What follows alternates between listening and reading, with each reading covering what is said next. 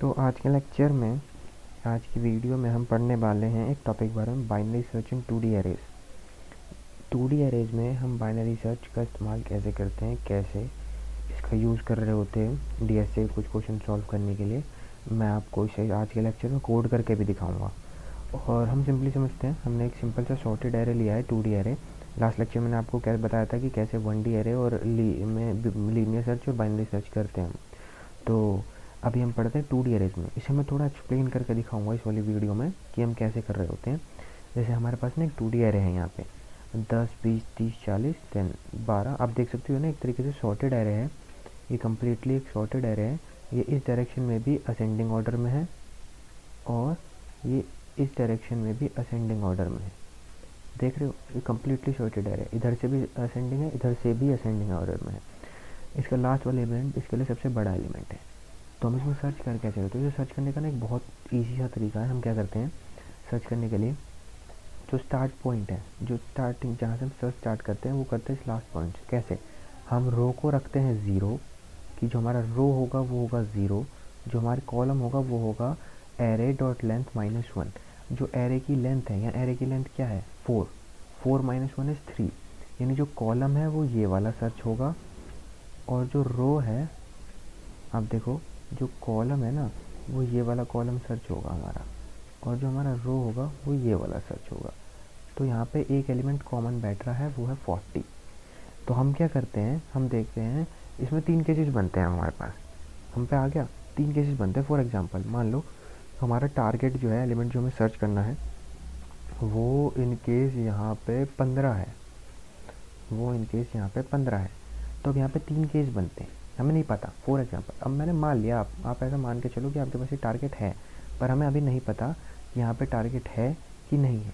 मान लो कुछ भी टारगेट है, हमें पता करना है कि क्या वो टारगेट है कि नहीं है। वो टारगेट हमें नहीं पता, जो यूज़र है वो उस टारगेट का इनपुट देगा, हमें अभी नहीं पता। तो हम कोड इस हिसाब से क्रिएट करते हैं कि टारगेट कुछ भी हो, हमारे पास जो आंसर है वो करेक्ट आ जाए।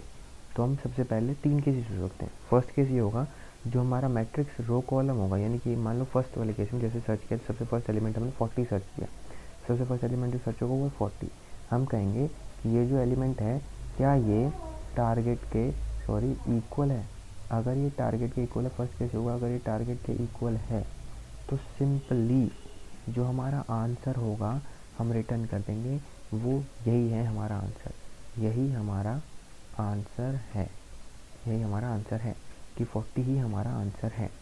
सेकंड केस ये होगा कि टारगेट जो है वो बड़ा है, मैट्रिक्स आर सी से बड़ा है। यहाँ रो क्या है? अब रो समझने की कोशिश करना कि क्या हुआ। मैंने इसकी वैल्यू को यहाँ पे 0 क्यों रखा और इसकी वैल्यू को आर डॉट लेंथ क्यों रखा, क्योंकि एक वे है ऑफ सॉल्विंग क्वेश्चन।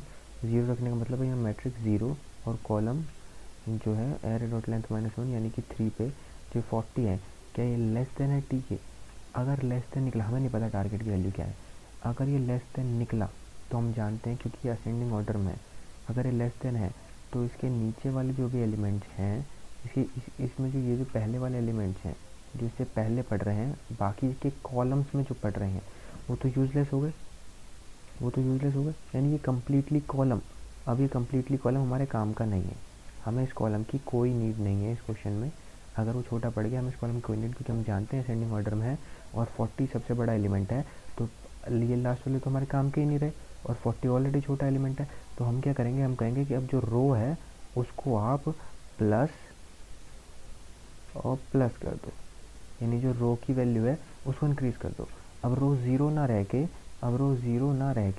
अब रो की वैल्यू क्या हो जाएगी, जो रो है वो ज़ीरो ना रह के रो हो जाएगा हमारा 1, और कॉलम स्टिल हमारे पास वही है, कॉलम यही वाला है, रो ये वाला हो गया। तो जो नेक्स्ट एलिमेंट सर्च करेगा वो करेगा 41। अब वो देखेगा फिर से यही चीज़ होगी। अब जो नेक्स्ट एलिमेंट सर्च होगा वो होगा 41, फिर से यही सीन होगा, कहेगा क्या वो स्मॉलर है? अगर वो स्मॉलर है, तो अगर जो वैल्यू उससे स्मॉलर है 41, अगर ये जो 41 है टारगेट से स्मॉलर है, मतलब फिर से हमारे पास ये वाला रो किसी काम का नहीं रहा, ये वाला रो काम का नहीं रहा, तो फिर से क्या करेगा, रो बढ़ा देगा और यहाँ 45 को चेक करेगा। समझ रहे हो आप मेरी बात को? यहाँ 45 को चेक करेगा वो। ऐसे ही करते करते उसे फाइंड कर लेगा वो क्या करेगा, वो देखेगा कि क्या वो ग्रेटर देन है, तो वो पूरा रो चेक करेगा, अगर वो इससे बड़ा है तो पूरा रो चेक करेगा कि हमारी वैल्यू जो है, अगर वो उससे छोटी है तो पूरा रो यूजलेस है कम्प्लीटली, वो नेक्स्ट रो में चला जाएगा। लेकिन एक केस ये भी हो सकता है कि जो हमारी वैल्यू है वो बड़ी निकले टारगेट से, समझ गए। अगर हमारी वैल्यू बड़ी निकली टारगेट से तो वो क्या करेगा, मान लो ये 40 बड़ा निकला टारगेट से, तो इसका मतलब अब हमें ये नीचे वाला जो हमारा कॉलम है हमारे लिए, अब जो ये हमारा नीचे वाला कॉलम है सेकंड वाले केस में क्या है, ये जो 40 है हम पे, अगर ये बड़ा निकला हमारे टारगेट वैल्यू से, तो हमें पता नीचे वाला ये असेंडिंग ऑर्डर में है, तो नीचे की सारी वैल्यूज़ कॉलम की ग्रेटर देन हमारे टारगेट है, हमारे लिए यूजलेस है, तो हम इस वाले कॉलम को स्किप कर देंगे। यानी कि जो कॉलम है वो हो जाएगा कॉलम माइनस माइनस। हमारे पास रो अभी भी क्या रहेगी, स्टिल रो अभी भी हमारे पास पुरानी वाली ही रहेगी 0, पर जो कॉलम है वो पहले हमारे पास क्या था, लेंथ माइनस 1 था, अब एक और बार माइनस हो जाएगा, लेंथ -2 यानी कि 2 पे रन हो जाएगा, और ये वाला कॉलम चेक होगा। और एलिमेंट कौन सा चेक होगा, 30। एलिमेंट कौन सा चेक होगा, 30।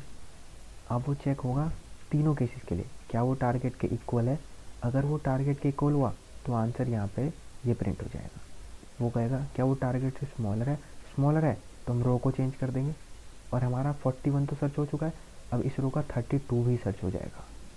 समझ रहे हो आप लॉजिक कैसे बिल्ड हो रहा है, सिर्फ 40, 41, 45, 50 सर्च हुए थे, पर अब 30 के बाद 32 भी सर्च हो रहे हैं।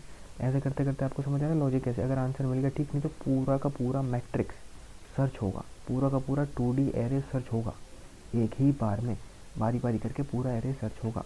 टाइम कॉम्प्लेक्सिटी इसकी काफ़ी कम रहेगी, अच्छी बात है। अब हम देखते हैं कि 32, अब हम देखेंगे उसमें दोनों केस लगेंगे, क्या 32 स्मॉलर है, अगर वो स्मॉलर है तो हम समझ जाएंगे कि वो स्मॉलर है, इसका मतलब कि ये तो बेकार है, 22 और 12 तो बेकार है क्योंकि असेंडिंग ऑर्डर में है, तो ये तो इससे छोटे ही होने वाले हैं, तो ये तो बेकार है कम्प्लीटली रो। 41 हम ऑलरेडी चेक कर चुके हैं, 32 हमारा काम का नहीं, 22 और 12 इससे छोटे हैं तो वो काम के नहीं, हम नेक्स्ट रो में आ जाएंगे। हम क्या चेक करेंगे, 35।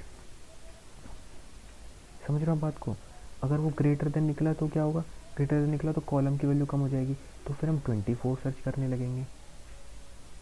समझा बात को, 24 सर्च करने लगेंगे, देन 28 सर्च करने लगेंगे, ऐसे करके पूरा का पूरा मैट्रिक्स सर्च कर लेंगे हम। मैं इसको ना कोड करके बताता हूँ बहुत ईजिली, आप लॉजिक समझ के ना पीछे का, मैं इसे कोड करके बताता हूँ बहुत ईजिली कि ये कैसे कोड हो सकता है, कैसे आप इसे कोडिंग में लिख सकते हो। जैसे एग्जांपल के लिए मेरे पास यहाँ पे ये है, मैं इसे आपको कोड करके बताता हूँ। फॉर एग्जांपल मेरे पास ये मैट्रिक्स है 10, 20, 30, 40, आप थे सेम वैसी मैट्रिक्स है, इधर से भी असेंडिंग ऑर्डर में, इधर से भी असेंडिंग ऑर्डर में, कम्प्लीटली सॉर्टेड एरे हैं।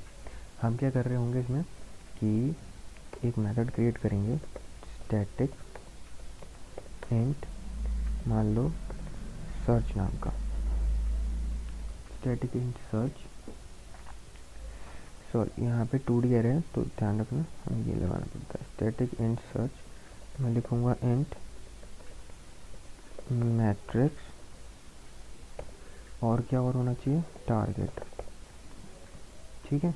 टारगेट को हमें यहाँ पे असाइन करना पड़ेगा पहले से ही टारगेट को। अब हम इस मेथड को रन कैसे करेंगे, देखो सबसे पहले तो हमें स्टार्ट और एंड की वैल्यू, सॉरी रो और कॉलम की वैल्यू, हमें पता है हमने रो और कॉलम की वैल्यू क्या रखी है, int R is equals to 0 और int C is equals to matrix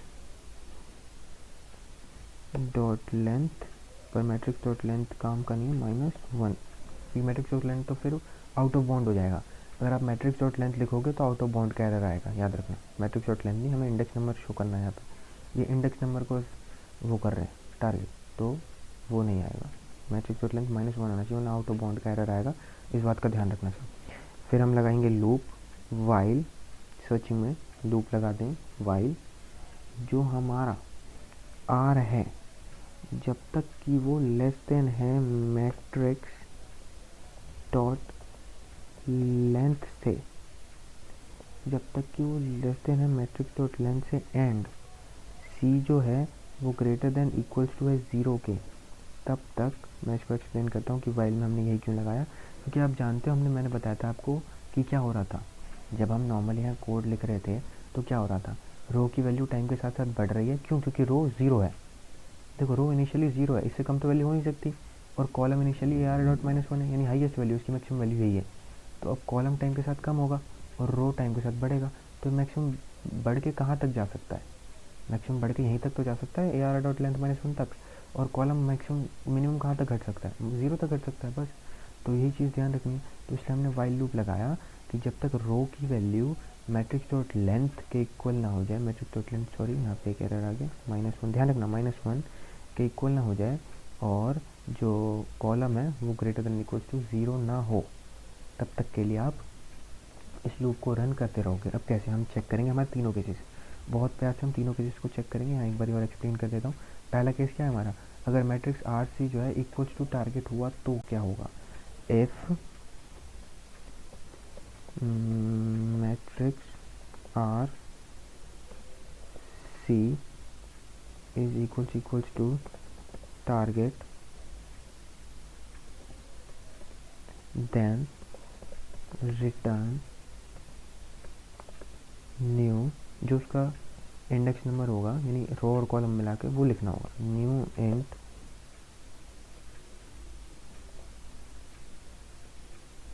R comma सी, जो भी आंसर है वो प्रिंट कर दो चुपचाप से, जिस पे भी आया, जिस पे नंबर पाया टारगेट को इजीली प्रिंट कर दो। हमारा फर्स्ट केस। सेकंड केस था हमारे पास, if matrix R comma C is less than, sorry this error, if matrix R comma C is less than target, अगर लेस देन टारगेट है तो हम क्या करेंगे, जो रो है वो प्लस प्लस हो जाएगा, ठीक। The third case is if जो हम पे मैट्रिक्स, जो हम पे मैट्रिक्स रो कॉलम है वो ग्रेटर देन टारगेट निकले तो क्या करेंगे, तो हम कॉलम माइनस माइनस कर देंगे सिंपली। अब सॉरी इसे लिखने की नीड नहीं है, उसे अगर आप लोग जानोगे तो, मतलब इसे हमें लिखने की नीड नहीं है, क्योंकि अगर लेस देन नहीं है तो ऑफ कोर्स मैं इसको कम्प्लीटली हटा के यहाँ पे एल्स भी लिख सकता हूँ ना, फालतू में अपना कोड क्यों बनाया, मुझे पता है मैं ड्राई कोड लिखना होता है, यानी डू नॉट रिपीट योरसेल्फ, तो जहाँ हमें इफ़ की नीड नहीं है वहाँ हम इफ़ नहीं लिखेंगे। अब रिटर्न स्टेटमेंट मांग रहा है ये हमसे, return new int in case target नहीं मिला, लूप से एग्जिट कर जाएगा, वैल्यू इन केस नहीं मिला तो हम minus one comma minus one, sorry minus one comma minus one print कर देंगे, एज सिंपल एज दैट। समझा आप तीनों के तीनों केसेस कैसे रन हुए। फर्स्ट केस अगर इक्वल हुआ तो हमारा वही आंसर हो जाएगा, जहाँ भी इक्वल मिल जाएगा वही आंसर हो जाएगा। अगर लेस देन हुआ तो हम रोज़ की वैल्यू बढ़ाएंगे, अगर ग्रेटर देन हुआ तो हम कॉलम की वैल्यू घटाएंगे। अब इसको सिंपली हम रन करके देखते हैं कि south arrays dot to string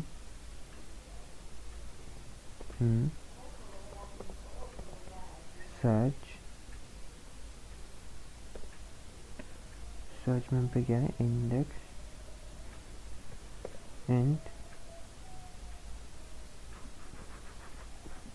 पे है एरे, किस नाम से, एरे नाम से ना, कॉमा ये हमसे टारगेट की वैल्यू मांग रहा है, इंट टारगेट, हमें बताना है कि टारगेट क्या होगा।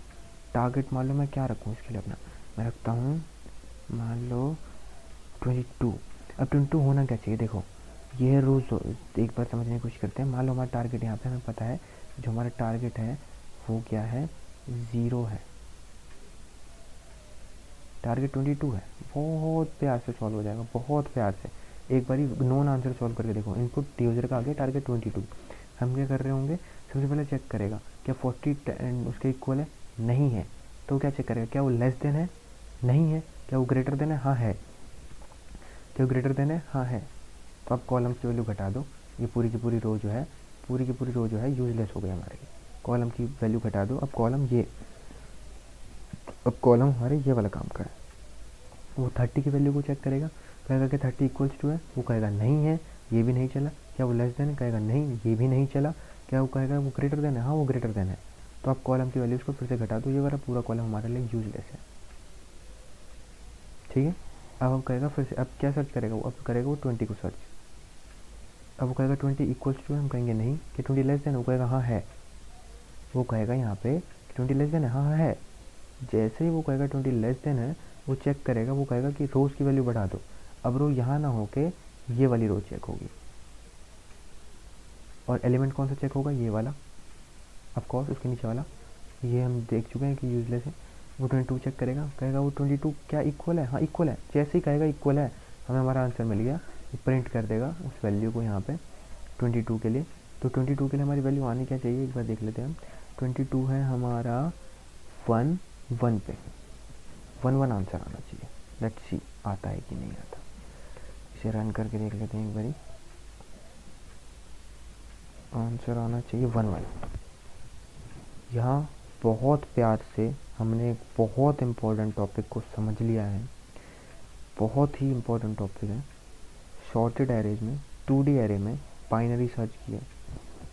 तो अगर आप लोगों को ये समझ आ गया है, कुछ क्वेश्चन आप लीड कोड पे प्रैक्टिस करना, ये जहाँ से भी आप प्रैक्टिस करते हो मैटर नहीं करता, पर आप प्रैक्टिस करो, खुद से करके देखो, खुद से कोड करना। ओके, खुद से कोड करना, और एक से ज़्यादा क्वेश्चन लगाने की कोशिश करो। जितने ज़्यादा क्वेश्चन लगाओगे उतना बढ़िया होगा, और आपके कॉन्सेप्ट क्लियर होंगे।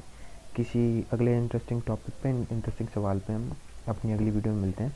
अगर आपको वीडियो अच्छी लगेगी तो लाइक करना, सब्सक्राइब कर देना चैनल को, अभी नया चैनल खोला है मैंने, तो अगर आपको अच्छा लगता है तो सपोर्ट करना। Okay, bye bye.